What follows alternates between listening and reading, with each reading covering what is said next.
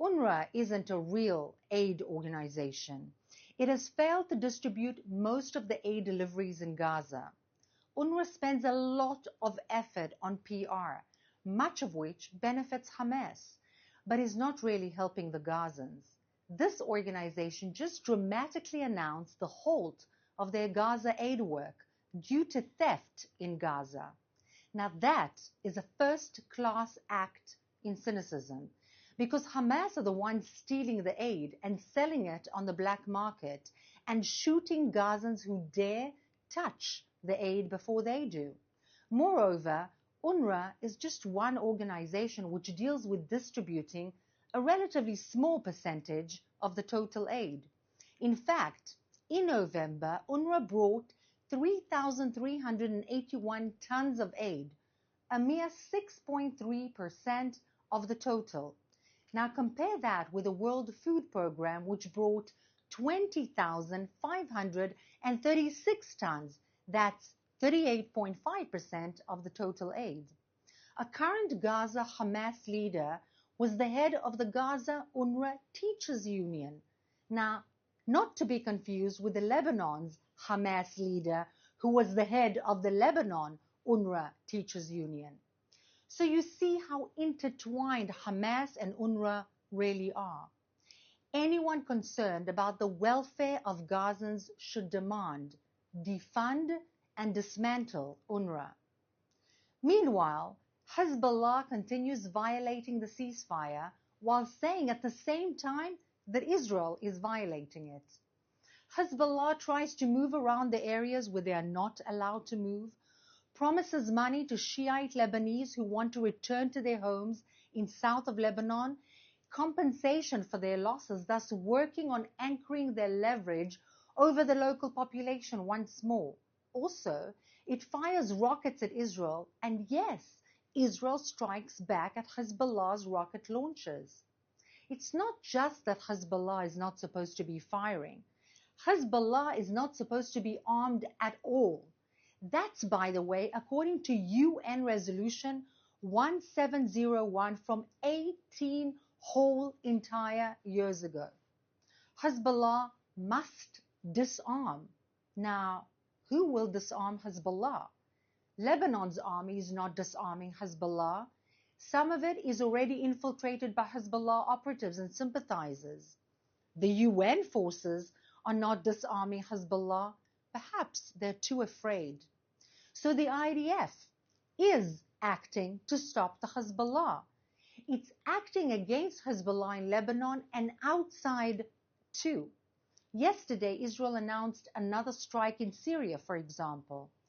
Israel eliminated Hezbollah's liaison with Syria's military in the heart of Damascus. This liaison officer was behind the transfer of Iranian weapons from Syria to Hezbollah in Lebanon. You see, Hezbollah is Iran's terror army in Lebanon. It is supplied by Iran's partner in Damascus, Syria's Assad regime. And during much of the civil war in Syria, Hezbollah fought in Syria to keep Assad in power, while perpetrating horrific atrocities against the Sunnis in Syria and other minorities. Now, Israel will not allow Hezbollah to rearm in Lebanon or anywhere else. Now, let's take some questions from our audience watching live on social media. Chris Palacios on YouTube asks, who will be distributing the aid in Gaza since the UN isn't doing a good job? Well, thank you for that question. There are quite a number of international aid organizations, not necessarily related to the UN, that are indeed distributing the aid. Is it easy to distribute the aid at the moment? No, it's not.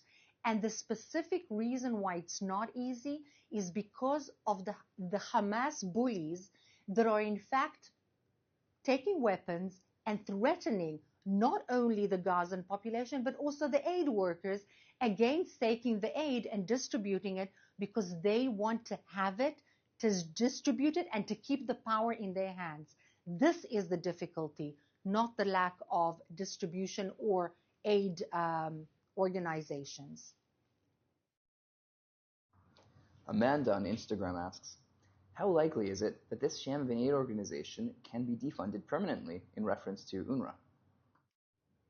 Which organization can be defunded? Can you please repeat? Amanda asks, how likely is it that UNRWA, which she calls a sham of an aid organization, can be defunded Sham of permanently? an aid Perfect. It is a sham of an aid organization. Thank you, Amanda, for saying that. I wasn't 100% sure that I heard right.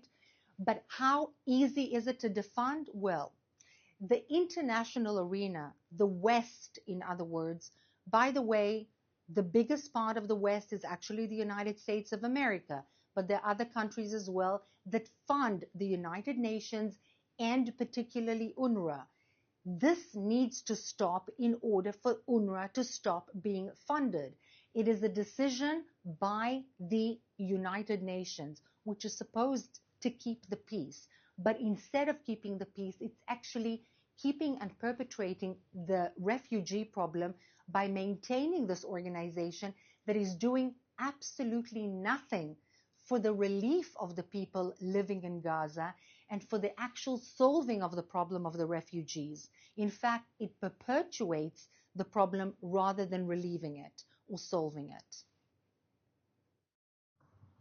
Allison on Instagram asks, what's going on in Syria? Is it good or bad for Israel?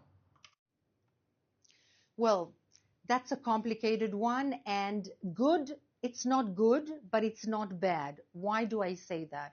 What's happening currently in Syria is that the Assad regime, which basically is in cohorts with the Hezbollah, remember the Shiite arm of the Islamic Republic of Iran, as well as the Islamic Republic of Iran, was basically massacring, slaughtering, attacking its own people that wanted to revolt against it. This was happening for a few years. And in the last more or less year and a half, there was more or less stability or quiet. What happened with the IDF hurting Hezbollah very, very strongly and significantly was the weakening of this Shiite arm, and therefore the sense or the feeling that the Hezbollah will not be strong enough to come to the support of Assad.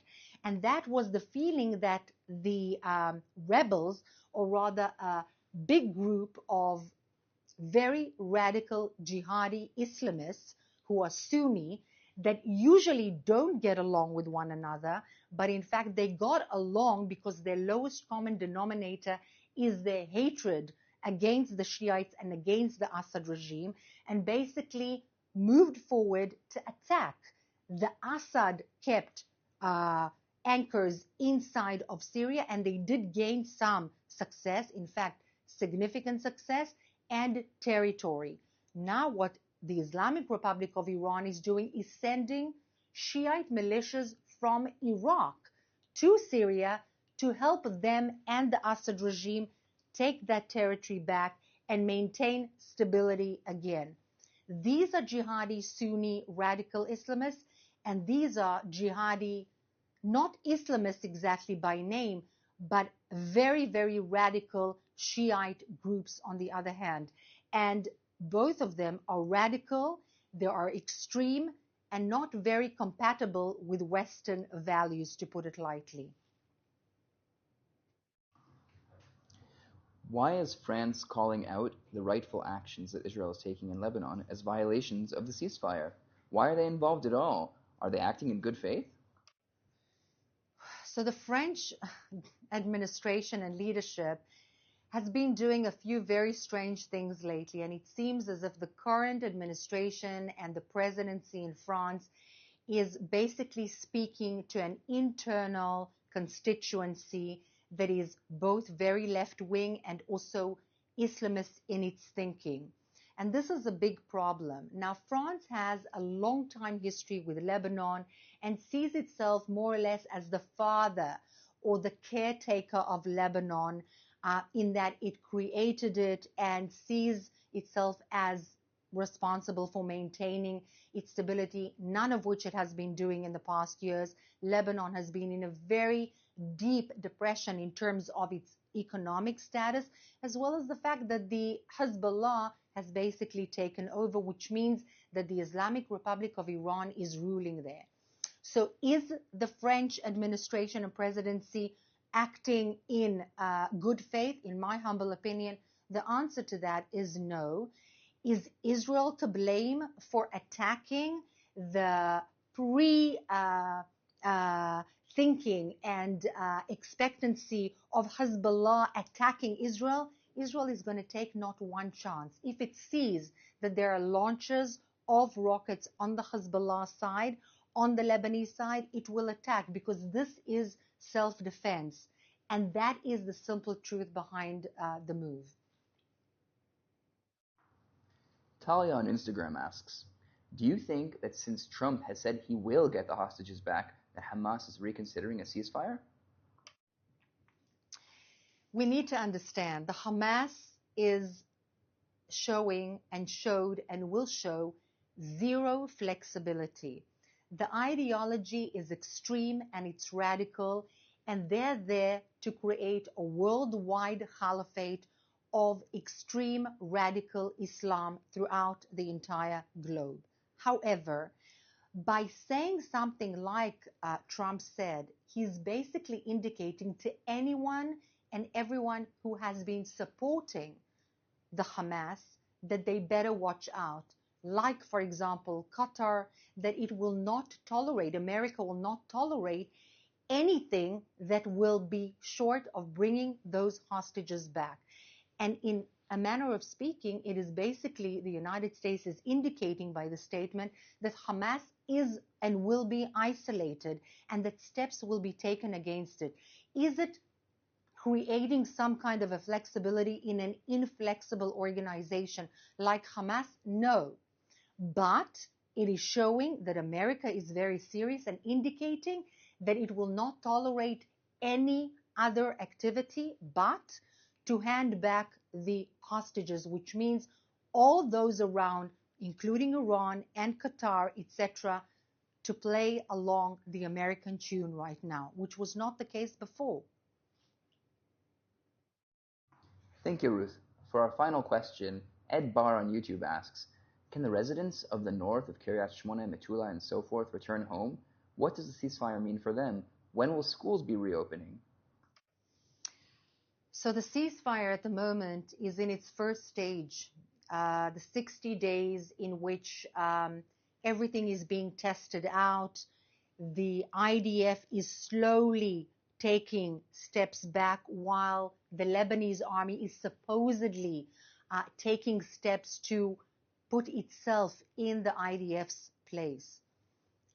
Is there a huge skepticism amidst the civilians in Israel that are northern civilians of Kiryat Shmona, but not only Kiryat Shmona, regarding this agreement? Yes, there is a huge skepticism. There is very little trust in the Hezbollah. There is an expectation that the Hezbollah will continue to try and rearm and reorganize itself in order to, in the future, attack Israeli civilians.